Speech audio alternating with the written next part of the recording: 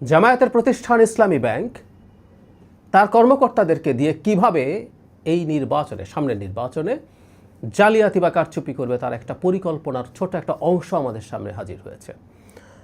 অনুসন্ধানী সাংবাদিক জনাব জুলকারনাইন সায়ের একটা ভিডিও আমাদের সামনে আপলোড করেছেন, যেখানে একটা অনলাইন মিটিং, সেখান থেকে আমরা বেশ কিছু তথ্য জানতে পারি এবং খুবই অ্যালার্মিং এটা। এবং এই অনুমানটা বিএনপি আগেই করেছিল, বা আমরা যারা রাজনীতির খোঁজখবর রাখি তারা এটা ধারণা করতে পারি এটা আসলে হতেই পারে। বিএনপি কিছুদিন আগে বলেছিল ইসলামী ব্যাংক সহ জামায়াতের যে প্রতিষ্ঠানগুলো আছে সেগুলোর সদস্য, বিশেষ করে ইসলামী ব্যাংকের কথাই তারা বলেছেন, তাদেরকে নির্বাচনী কোনো দায়িত্ব পালনে যেন না ডাকা হয়, এটা খুব ক্লিয়ারলি বলেছিল। এবং এটা তাৎক্ষণিক প্রতিবাদ জামায়াতের পক্ষ থেকে হয়েছে।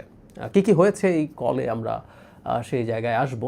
আমরা জানি যে নির্বাচন নানা রকম সরকারি বেসরকারি কর্মকর্তার পার্টিসিপেশন ছাড়া একটা নির্বাচন করা যায় না। যেহেতু আমরা একই দিনে নির্বাচন করি, তাতে আমাদের দেশে যদি ৪৫,০০০-এর মতো কেন্দ্র হয়, তাতে পুরো কেন্দ্রের যিনি প্রধান প্রিসাইডিং অফিসার ৪৫,০০০ মানুষ লাগবে। এরপর পোলিং অফিসার আরও ভেতরে থাকবেন আরও অনেকে, তার কয়েকগুণ পোলিং অফিসার লাগবে। এইভাবে বিভিন্ন সরকারি এবং বেসরকারি প্রতিষ্ঠান থেকে, স্কুল, কলেজ, ব্যাংক, সরকারি বেসরকারি বিভিন্ন জায়গা থেকে এই ধরনের অফিসারদেরকে নিয়োগ করা হয় যাচাই বাছাইয়ের মাধ্যমে। একটা প্রতিষ্ঠান ইসলামী ব্যাংক স্পষ্টভাবেই এটা একটা জামায়াতের প্রতিষ্ঠান। সুতরাং যেখানে ওই মতাদর্শের মানুষ আপনি ক্লিয়ারলি জানেন, সেখান থেকে কেন আসলে নিয়োগ হবে এই প্রশ্ন আসতে পারে। আমি আসছি এই প্রসঙ্গে আবার। এখানে যে কথোপকথনটা আসছে আপনারা একটু দেখে নেবেন, এটা দেখে নেওয়া উচিত হবে। এখানে এক ভদ্রলোক মিস্টার জলিল, ওনার পরিচয়ও বলছি। তো এই ভদ্রলোক প্রথম জানতে চান জনাব শফিকুল ইসলাম মাসুদ, যিনি ঢাকা দক্ষিণের জেনারেল সেক্রেটারি জামায়াতের, কি করবেন তারা, তাদের কর্মকর্তারা বিভিন্ন ক্ষেত্রে দায়িত্ব পালন করবেন, সেখানে তিনি নির্দেশনা দিচ্ছেন। মানে তারা কোথায় পড়বে, তারা ভেতরে পড়বে না বাইরে পড়বে, ভেতরে পড়লে কি কাজ করতে পারবে তাদের হয়ে, বাইরে পড়লে কি কাজ করতে পারবে তাদের হয়ে। আপনারা শুনবেন, আমার বলার দরকার নেই।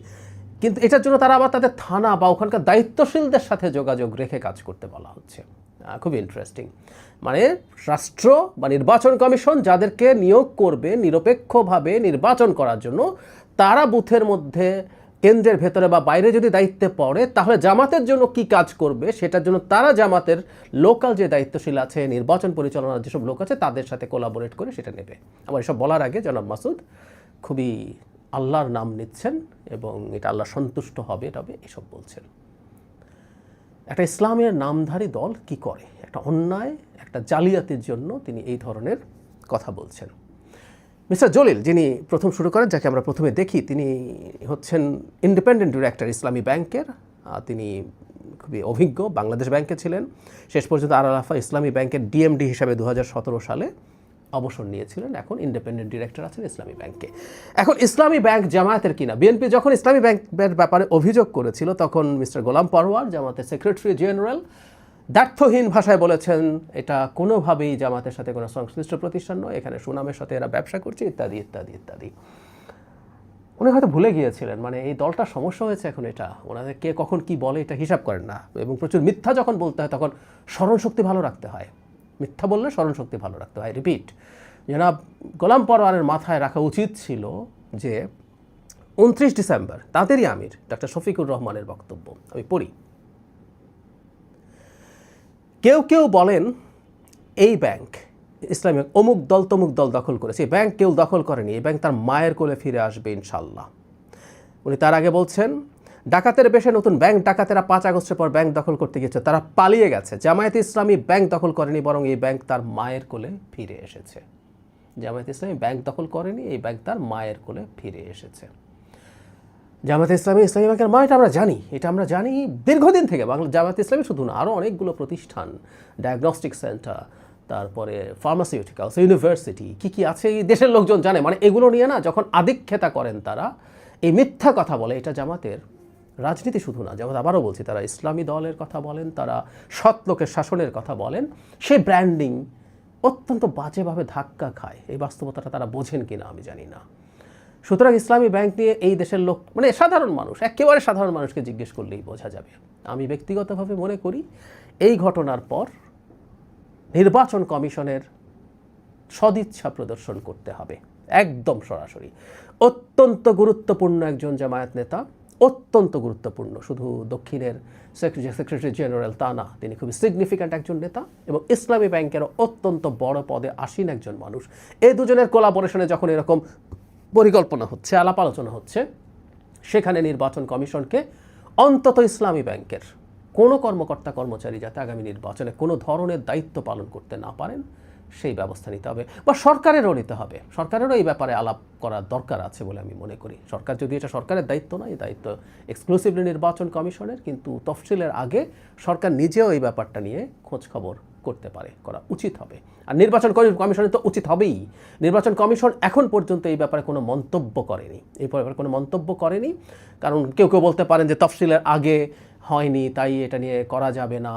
একেবারেই তা না ব্যাপারটা। তারা নির্বাচনী ব্যবস্থাপনার সাথে জড়িত আছেন, তারা যেহেতু জড়িত আছেন তাদের চোখে যদি এটা এসে থাকে, আসা উচিত, তারা এই জিনিস দেখবেন না কেন? এমনকি এই কথোপকথন আমি অন্তত ঘেটে দেখলাম, আমি যে রিপোর্টে, বাংলা টিভির একটা রিপোর্ট আছে সেখানে দেখলাম, আমি ঘাঁটাঘাঁটিও করে দেখেছি, জামাত কোনো ফর্মাল আর অফিসিয়াল প্রতিবাদও করেনি। মানে ইদানিং তো বলার সুযোগ আছে এটা এআই দিয়ে বানানো হয়েছে, আগে বলতো এটা এডিট করা হয়েছে, সুপার এডিট করা হয়েছে, আওয়ামী লীগকে দেখতাম। তো এখন তো এআই এর বাহানা আছে, এআই এর বাহানা টাহানাও দেওয়া হয়নি, তার মানে এখন পর্যন্ত অন্তত জামায়াত ইসলামী এটাকে ওন করছে। আর যদি এটা প্রতিবাদও করে, আমি মনে করি এই ভিডিওটার ফরেন্সিক করানো উচিত হবে নির্বাচন কমিশনের, ফরেন্সিক করিয়ে খুব দ্রুত, কারণ এই তালিকাগুলো হয়ে গেছে বা হয়ে যাওয়ার পথে আছে। এমন যদি হয়েও যায়, সেখান থেকে জামায়াতে ইসলামীর এই প্রতিষ্ঠান ইসলামী ব্যাংকের সব কর্মকর্তা কর্মচারীকে অপসারণ করতেই হবে, কারণ এই প্রতিষ্ঠানটা 5 আগস্টের পরবর্তী সময়ে ধাপে ধাপে এবং রিসেন্টলি অনেকজনকে, এটা আমরা মানি, ইসলামী ব্যাংক দখল করার পর এখানে অত্যন্ত অযোগ্য এবং তাদের কতগুলো লোক ঢুকিয়েছিল সবাইকে বের করে দেওয়া হয়েছে এবং নতুন করে ইনফ্যাক্ট আবার এখন তাদেরই লোক ঢুকেছে এবং আগে যারা তাদের লোক ছিল তারাই এখন পর্যন্ত আছে।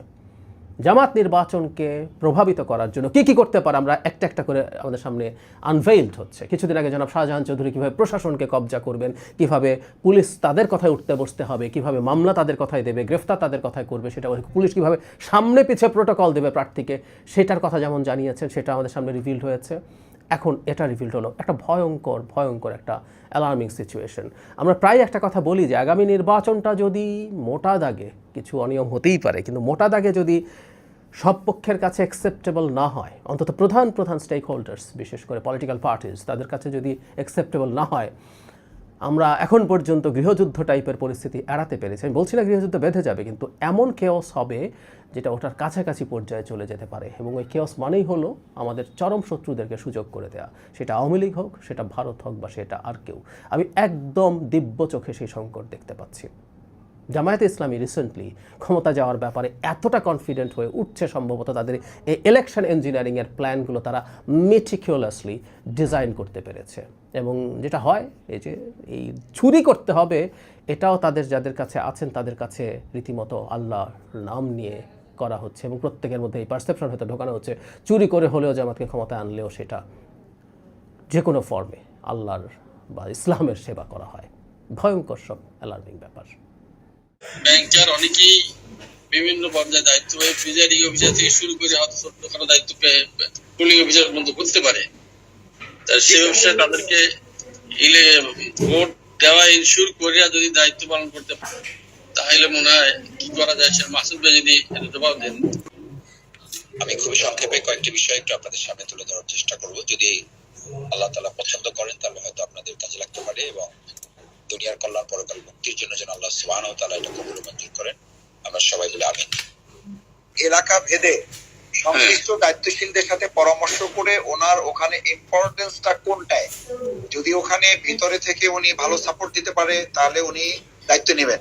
আর যদি উনি বাইরে থেকে ওনার প্রভাব পড়াটা এরকম হয় যে বাইরে থেকে ওভারঅল এনভায়রনমেন্ট মেনটেন করাটা ওনার লোকাল যে সংগঠন আছে, লোকাল অর্গানাইজেশনের সাথে আলোচনা করে ডিসিশনটা হবে।